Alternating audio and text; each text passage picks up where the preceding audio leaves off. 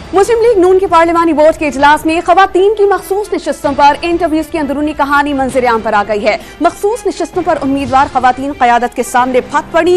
इस पर हम बात करेंगे डॉन न्यूज़ के रिपोर्टर अदनान शेख से। अदनान, बताइएगा पार्लिमानी बोर्ड के इजलास में क्या कुछ हुआ? आज बिल्कुल पार्लिमानी बोर्ड का एक अहम जो इजलास वो हुआ, तो उसमें लीगी क़यादत ने कुर्बानियां देने वाली खवातीन को नजरअंदाज कर दिया और उनकी पूरी बात भी नहीं सुनी।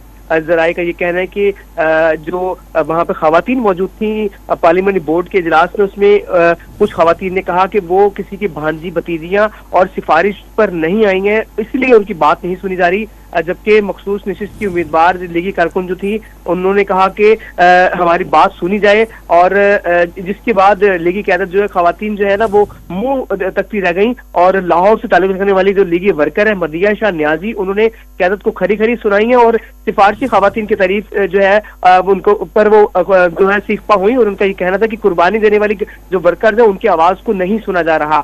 और मरियम नवाज का मदिया शाह से मुकालमा था कि आपकी बात सुनिए, आप बैठ जाएं, लेकिन मदिया शाह ने कहा कि हम इधर बैठने नहीं आए बल्कि अपनी कुर्बानियां गिरवाने आए हैं, और जब तक वो बात पूरी नहीं करेंगी वो बाहर नहीं जाएंगी। और उनका ये कहना था कि कुछ खवातीन जो थी वो जिन्होंने कुर्बानियां दी वो आपजीदा भी हो गई। जबकि मुस्लिम लीग नून की जो मरकजी चीफ ऑर्गेनाइजर है, उनके सामने जो पार्टी की सीनियर रहनुमा है, उनके साथ भी कुछ आपस में तलक कलामी हुई है तहमीन दुल्ताना की। और उनका ये कहना था कि उन्होंने अपने इलाके में बहुत काम किया है, लिहाजा जो है टिकट जो है उन्हें दिया जाए। जी अदनान, बहुत शुक्रिया आपका।